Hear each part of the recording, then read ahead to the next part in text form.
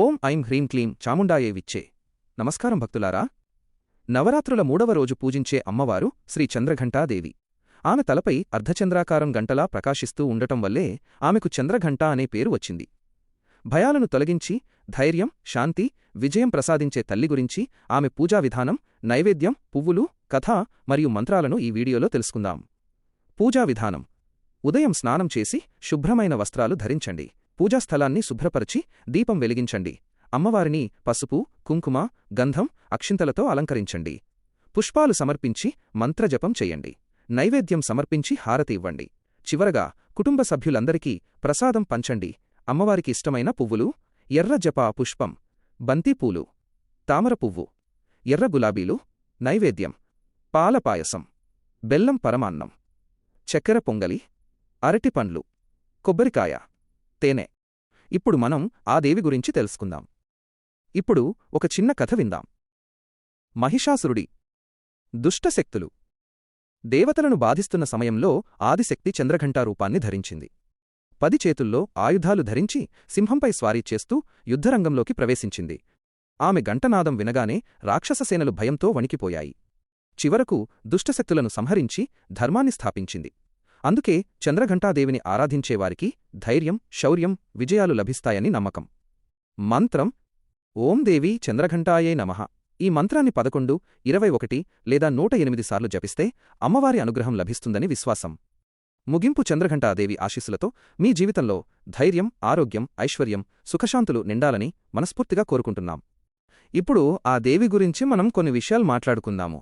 అలా మాట్లాడుకోవడం వల్ల మనకు ఆ దేవి గురించి ఇంకా చాలా విషయాలు తెలుస్తాయి. ఓకే, ఇంకా స్టార్ట్ చేద్దాం. సాధారణంగా ఒక మహాకావ్యంలో హీరో ప్రయాణం ఎలా సాగుతుందో మనం గమనిస్తే ఒక స్పష్టమైన దశలవారీ పరిణామం కనిపిస్తుంది కదా. అవును, ఖచ్చితంగా ఒక క్రమ పద్ధతి ఉంటుంది.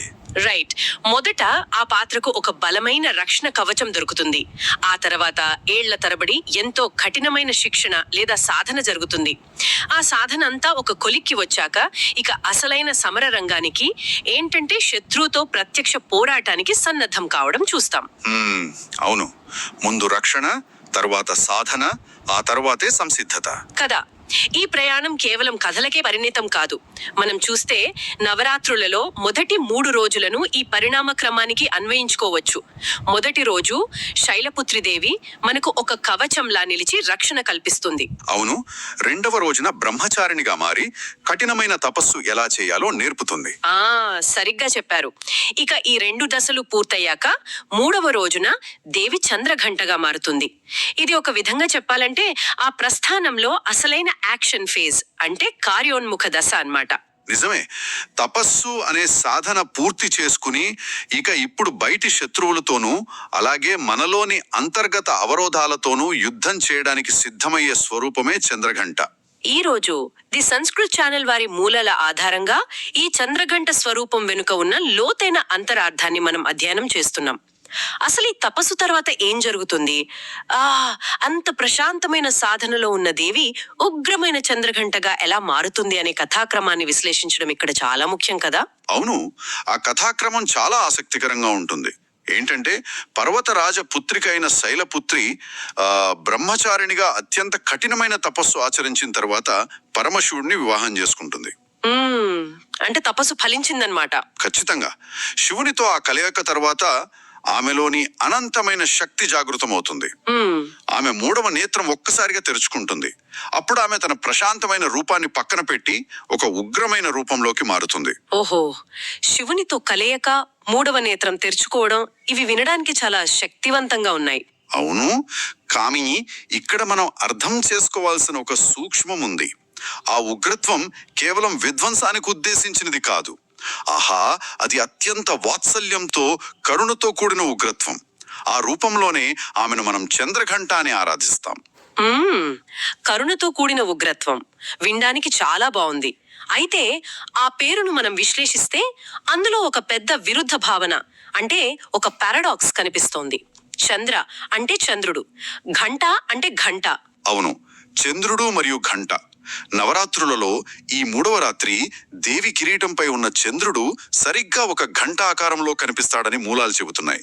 అందుకే ఆమెకు చంద్రఘంట అని పేరొచ్చింది. రైట్. ఇదొక దృశ్యపరమైన వర్ణన అని అర్థమవుతోంది.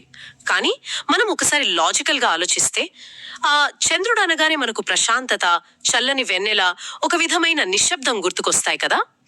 ఖచ్చితంగా. కానీ ఘంట అనడానే ఒక మేలుకొలుకు లేదా ఒక తీవ్రమైన అలారం లాంటి హెచ్చరిక గుర్తుకొస్తోంది. ప్రశాంతతనిచ్చే వెన్నెల, అలాగే మనల్ని అకస్మాత్తుగా నిద్రలేపే హెచ్చరిక, ఈ రెండు పూర్తిగా భిన్నమైన లక్షణాలు కదా. ఇవి ఒకే రూపంలో ఎలా ఇమిడిపోయాయి అంటారు? ఈ రెండు లక్షణాల కలయికే చంద్రఘంటాదేవి తత్వానికి మూలాధారం. మీరు చెప్పినట్లు పైకి చూస్తే అవి రెండు ఒకదానికొకటి ఏమాత్రం పొంతనలేనివిగా అనిపిస్తాయి. కానీ శివునితో కలయిక తర్వాత ఆమెకు ఆ ప్రశాంతత, అపారమైన కరుణ లభించాయి. అది చంద్రుని లక్షణం అన్నమాట. అంటే ఆ చల్లదనం, వాత్సల్యం. సరిగ్గా చెప్పారు. అదే సమయంలో ప్రపంచంలోనూ, అలాగే ముఖ్యంగా మన మనసులోనూ పేరుకుపోయిన అజ్ఞానం, భయం అనే శత్రువులను నాశనం చేయడానికి ఒక బలమైన మేలుకొలుపు అవసరం. అదే ఆ గంట చేసే నాదం. ఓహో, అంటే ఆ కిరీటం మీదున్న ఘంట ఆకారపు చంద్రుడు మనలో ఉన్న భయాన్ని పారద్రోలి ఒక స్పష్టమైన చైతన్యాన్ని రగిలించే శబ్దానికి ప్రతీక అన్నమాట. ఒకవైపు శత్రువులను భయపెడుతూనే మరోవైపు భక్తులకు ప్రశాంతతను ఇవ్వడం. ఖచ్చితంగా. ఆ మూడవ నేత్రం ఎప్పుడైతే తెరుచుకుంటుందో, అది కేవలం బయట ఉన్న రాక్షసులను మాత్రమే కాకుండా మనలో గూడుగట్టుకున్న భయాలను, అహంకారాన్ని దహించి వేస్తుంది. అబ్బా, అంటే అంతర్గత శత్రువుల మీద కూడా దాడి అన్నమాట. అవును. అజ్ఞానపు నిద్రలో ఉన్న మనస్సును తట్టి లేపడానికి ఆ గంట మోగుతుంది. ఆమె తన లోపలి ప్రశాంతతను ఏమాత్రం కోల్పోకుండానే బయట శత్రువుల పట్ల అత్యంత కఠినంగా వ్యవహరించగలుగుతుంది. దేవి అంతర్గత బహిర్గత యుద్ధానికి ఎలా సన్నద్ధమైందో మనకిప్పుడు స్పష్టంగా అర్థమైంది. ప్రశాంతత మరియు మేలుకొలుపు అనే రెండు లక్షణాలను ఆమె తన మస్తిష్కంపై ధరించిందని తెలుసుకున్నాం. మరి ఆ యుద్ధం కోసం ఆమె వాస్తవంగా ఎలాంటి ఆయుధాలను తన చేతుల్లో ధరించింది? ఈ స్వరూప చిత్రణ చాలా విశేషమైనది. మూలాల ప్రకారం ఆమెకు 10 చేతులుంటాయి. 10 చేతులతో ఆమె సమరానికి సిద్ధంగా ఉన్న భంగిమలో దర్శనమిస్తోంది. 10 చేతులు, వమ్ము, అంటే పూర్తిగా యుద్ధ వాతావరణం అన్నమాట. ఆ చేతుల్లో ఏమేముంటాయి? ఎడమవైపు ఉన్న 4 చేతులలో చూస్తే శూలం, గద, ఖడ్గం మరియు కమండలం ఉంటాయి. కమండలం అంటే పవిత్ర జలమున్న పాత్ర. ఒక్క నిమిషం. ఆ శూలం, గద, ఖడ్గం ఇవన్నీ స్పష్టంగా యుద్ధానికి వాడే భయంకరమైన ఆయుధాలు కదా, పూర్తిగా నాశనం చేయడానికి వాడేవి. మరి కమండలం ఎందుకు? అవును, అది ఆసక్తికరమైన విషయమే. ఇక కుడివైపు ఉన్న 4 చేతులను కూడా గమనిస్తే కమలం అంటే పద్మం, బాణం, ధనుస్సు మరియు అక్షమాల ఉంటాయి. అక్షమాల అంటే జపానికి వాడే మాల. ఇక్కడే మళ్లీ పెద్ద ఆశ్చర్యం కలుగుతోంది. ఒకవైపు చూస్తే కత్తులు, గదలు, బాణాలు, ధనుస్సు లాంటి నాశనం చేయడానికి ఉపయోగించే ఆయుధాలున్నాయి. అవును. మరోవైపు చూస్తే ఎంతో సున్నితమైన కమలం, ప్రాణాన్ని పోసే జలపాత్ర, అలాగే ఏకాగ్రతకు, జపానికి వాడే అక్షమాల ఉన్నాయి. ఇదంతా చూస్తుంటే ఒకే సాధనంలో అనేక రకాల ప్రయోజనాలుండే ఒక మల్టీ టూల్ లాంటి ఆధ్యాత్మిక పరికరం గుర్తొస్తోంది. నిజమే, చాలా చక్కటి పోలిక చెప్పారు. అన్నీ తన దగ్గరే ఉంచుకుంది. ఇన్ని రకాల వైవిధ్యమైన వస్తువులను ఒకేసారి ఎందుకు ధరించినట్లు? ఇక్కడే ఆమె తత్వంలోని గొప్పతనం దాగి ఉంది. సాధారణంగా యుద్ధం అనగానే కేవలం విధ్వంసం, రక్తపాతం, వినాశనం మాత్రమే అనుకుంటాం కదా. కానీ దేవి చేసే ఈ యుద్ధం అలాంటిది కాదు. మరి ఎలాంటిదంటారు? అది ప్రక్షాళన చేయడానికి చేసే యుద్ధం. ఆమె చేతిలో ఉన్న ఖడ్గం మనలోని భ్రమలను ఛేదించడానికి, గద మన అహంకారాన్ని బద్దలు కొట్టడానికి ఉద్దేశించినవి. అవి శత్రువులను నాశనం చేస్తాయి. రైట్, నెగటివ్ విషయాలను తీసేస్తాయి. ఖచ్చితంగా. కానీ అదే సమయంలో ఆమె చేతిలో ఉన్న కమండలంలోని జలం వికాసానికి, సృష్టిని పోషించడానికి సంకేతం. కమలం అనేది బురదలో పుట్టిన దానికి అంటకుండా స్వచ్ఛంగా వికసిస్తుంది కదా. అవును, అదొక గొప్ప ప్రతీక. యుద్ధరంగం లాంటి సంసారంలో మనం ఎలా అంటిముట్టకుండా ఉండాలో ఆ కమలం సూచిస్తుంది. ఓహో, అంటే ఆ యుద్ధం కేవలం వినాశనానికి కాదు, ఒక నూతన వికాసానికి దారి తీయడానికన్నమాట. ఒక వైద్యుడి చేతిలో పదునైన కత్తి ఉంటుంది, కానీ ఆ కత్తి ప్రాణం తీయడానికి కాదు కదా. దేహంలో ఉన్న రోగాన్ని కోసి తీసి ప్రాణం నిలబెట్టడానికి వాడతారు. చంద్రఘంటాదేవి ఆయుధాలు కూడా అచ్చం అలాంటివే అనిపిస్తోంది. అద్భుతమైన ఉదాహరణ. ఖచ్చితంగా అంతే. మరి మిగిలిన 2 చేతుల్లో ఏమున్నాయి? మనము 8 చేతుల గురించి మాత్రమే మాట్లాడుకున్నాం. ఆ మిగిలిన 2 చేతులలోనే ఈ స్వరూపానికి సంబంధించిన అత్యంత సున్నితమైన సందేశం ఉంది. ఆ 2 చేతులలో ఒకటి అభయముద్ర, రెండవది వరద ముద్ర. అభయ మరియు వరద అంటే అర్థమేమిటి? అభయముద్ర అనేది భక్తులలోని భయాన్ని పారద్రోలి నేనున్నాను, ఏమీ భయపడకు అని భరోసా ఇచ్చేది. వరద ముద్ర అనేది సాధకులకు కావలసిన ఆశీస్సులను ప్రసాదించేది. ఒక చేతిలో కత్తి పట్టుకుని యుద్ధం చేస్తూనే ఇంకో చేత్తో భయపడకు అని అభయమిస్తోంది. దీన్ని బట్టి చూస్తే ఆ అవరోధాలను ఛేదించడం ద్వారా ఆమె తన భక్తులపై అపారమైన కరుణను కురిపిస్తోందని అర్థమవుతోంది. అవును, శత్రువులకు మాత్రమే ఆమె ఉగ్రరూపిణి, భక్తులకు అభయప్రదాయిని అన్నమాట. సరే, ఆయుధాలు సిద్ధమయ్యాయి, ముద్రల వెనుక ఉన్న లోతైన అర్థం తెలిసింది. ఈ ప్రక్షాళన యుద్ధం ఎందుకు జరుగుతోందో స్పష్టమైంది. మరి ఇంతటి భీకరమైన యుద్ధం చేయడానికి ఆ జగన్మాతకు తగిన వాహనం కూడా ఉండాలి కదా. నడిచి వెళ్లి యుద్ధం చేయలేదు కదా. ఆ వాహనం ఏమిటి? మూలాలలో ఉన్న ధ్యాన శ్లోకం ఆ వాహనాన్ని ఎలా వర్ణిస్తోంది? చంద్రఘంకాదేవి స్వరూపాన్ని మనసులో నిలుపుకోవడానికి ప్రాచీన గ్రంథాలలో ఒక అద్భుతమైన ధ్యాన శ్లోకం ఉంది. ఆ శ్లోకం ఏంటంటే, పిండజ ప్రవరారూఢ చండకోపాస్త్రకైర్యుత ప్రసాదంతనుతే మహ్యం చంద్రఘంటేతి విశ్రుత. వినడానికి చాలా గంభీరంగా ఉంది. దీని భావం ఏంటి? చండకోపాస్త్రకైర్యుత అంటే అత్యంత ఉగ్రమైన ఆయుధాలను ధరించి అని అర్థం. పిండజ ప్రవరారూఢ అంటే ఒక క్రూరమైన మృగంపై స్వారీ చేస్తూ అని. చంద్రఘంటేతి విశ్రుత అంటే చంద్రఘంటగా ప్రఖ్యాతిగాంచిన ఆ దేవి ప్రసాదం తనుతే మహ్యం అంటే తన కృపను నాపై కురిపించుగాక అని ఈ శ్లోకం యొక్క భావం. ఈ శ్లోకంలో మీరు చెప్పిన ఒక పదం దగ్గర నేను కొద్దిగా ఆగి ఒక విషయాన్ని ప్రస్తావించాలనుకుంటున్నాను. చెప్పండి. పిండజ ప్రవరారూఢ అంటే ఒక క్రూరమైన మృగంపై స్వారీ చేయడం అని చెప్పారు కదా. కానీ మూలాలను ఒకసారి నిశితంగా గమనిస్తే పిండజ ప్రవర అంటే అక్షరార్థం ప్రకారం పక్షులలో శ్రేష్టమైనది అంటే గరుత్మంతుడు అని అర్థం వస్తుందని చదివాను. అవును, ఆ పదానికి అక్షరార్థం అదే. కానీ మనం సాధారణంగా చూసే రూపాలలో దేవి ఒక సింహం మీద కూర్చుని ఉన్నట్టు చెబుతారు. ఇంకా కొన్ని వర్ణనలలో ఒక భయంకరమైన పులి మీద కూర్చున్నట్టు కూడా కనిపిస్తుంది. పక్షి, సింహం, పులి. ప్రాచీన గ్రంథాలలో ఒకే వాహనం గురించి ఇన్ని వేర్వేరు వర్ణనలు ఉండటం గందరగోళంగా అనిపించటం లేదా? ఇక్కడ ఏదైనా అనువాద లోపం ఉందంటారా? లేదు, ఇది అనువాద లోపం ఏమాత్రం కాదు. మన ప్రాచీన వాంగ్మయాన్ని కేవలం పదాల అక్షరార్థంతో అంటే లిటరల్ గా కొలవకూడదు. అక్కడ వాడిన పదం నిర్దిష్టంగా ఏ జంతువును సూచిస్తోంది అని వెతకడం కంటే ఆ వర్ణనల వెనుకున్న అంతరార్థం ఏమిటో గ్రహించడం ముఖ్యం. అంటే జువాలజికల్ ఖచ్చితత్వం ఇక్కడ ముఖ్యం కాదంటారు? ఖచ్చితంగా కాదు. పక్షి అయినా, సింహమైనా, పులి అయినా ఈ మూడింటికి ఒక ఉమ్మడి లక్షణం ఉంది. అవి అత్యంత వేగంగా కదలగలవు, అసాధారణమైన బలాన్ని కలిగి ఉంటాయి మరియు తమ లక్ష్యం మీద ఏ మాత్రం భయం లేకుండా దాడి చేయగలవు. ఓహో, అంటే ప్రకృతిలోని ముడి శక్తికి, అదుపులో లేని క్రూరత్వానికి అవి ప్రతీకలు అన్నమాట. సరిగ్గా చెప్పారు. మూల గ్రంథాల అసలు ఉద్దేశం సమరానికి పనికొచ్చే ఒక క్రూరమైన మరియు బలమైన శక్తి పైన దేవి ఆసీనురాలై ఉందని చెప్పడమే. మన మనసు కూడా ఒక అదుపు లేని మృగం లాంటిదే కదా. నిజమే, మనసు ఎప్పుడూ పరిగెడుతూనే ఉంటుంది. అవును, దేవి ఆ మృగం పైన ఆసీనురాలై ఉందంటే ఆ వేగం, ఆ బలం, ఆ క్రూరత్వం వీటన్నింటినీ ఆమె పూర్తిగా తన అధీనంలో ఉంచుకుందని అర్థం.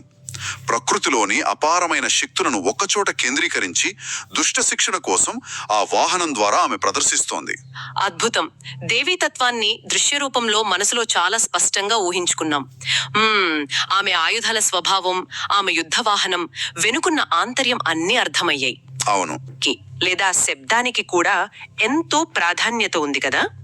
మరి ఆ శక్తినంతటినీ శబ్దం ద్వారా ఎలా గ్రహించాలి? ఈ మంత్ర సాధన గురించి మన మూలాలేం చెబుతున్నాయి? దృశ్యాన్ని మనసులో నిలుపుకోవడం ఎంత ముఖ్యమో మంత్ర సాధన ద్వారా ఆ నాదాన్ని ఉచ్చరించడం అంతకంటే ముఖ్యం. చంద్రఘంటాదేవిని ఆరాధించే మూలమంత్రం ఓం దేవి చంద్రఘంటాయై నమః. ఆ వినడానికి చాలా సులభంగానే ఉన్న ఈ మంత్రలో మనం గమనించాల్సిన ప్రత్యేకత ఏమిటి? చూడటానికి సులభంగానే ఉన్న ఈ మంత్ర ఉచ్చారణలో ఒక నిర్దిష్టమైన నియమం ఉంది. ఏంటంటే సంస్కృత భాష కేవలం భావాలను వ్యక్తపరిచేది మాత్రమే కాదు, అదొక నాదాధారిత భాష. అంటే శబ్దమే ప్రధానమంటారా? అవును, అందులో శబ్దాన్ని బట్టి ప్రకంపనలు మారిపోతాయి. ఈ మంత్రంలో ఉన్న ఘ అంటే ఒత్తు ఉన్న మహాప్రాణాక్షరం, అలాగే ణ అనే అక్షరాలను అత్యంత స్పష్టంగా బలంగా నాభిలో నుండి నొట్టి పలకాలి. ఘ మరియు నా. అవును, చాలా మంది తెలియగా దీన్ని చంద్రఘంటాయై అని అంటే మామూలు గాతో పలుకుతుంటారు. అలా పలకడం వల్ల ఆ మంత్రం యొక్క అసలైన ప్రయోజనం నెరవేరదు. ఇక్కడ నేను ఒక ప్రశ్న అడగాలి.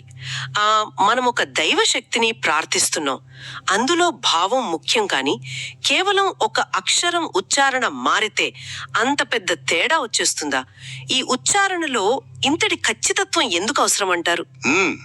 ఇది అర్థం చేసుకోవాలంటే మనం శబ్ద విజ్ఞానం గురించి తెలుసుకోవాలి. నాదాన్ని బట్టి మన శరీరంలో పుట్టే ప్రకంపనలు మారిపోతాయి. ఉదాహరణకు మీరొక పెద్ద గుడిలో ఉన్న భారీ కంచు గంటను కొట్టారనుకోండి, చాలా పెద్ద శబ్దం వస్తుంది. అవును, ఆ శబ్దం కేవలం మన చెవులకు మాత్రమే వినిపించదు, మన ఛాతీలో నాభిలో ఆ శబ్ద తరంగాలు ప్రతిధ్వనిస్తాయి కదా. ఖచ్చితంగా ఆ వైబ్రేషన్ మనం ఫీల్ అవుతాం. ఇప్పుడు మంత్రం దగ్గరికి వద్దాం.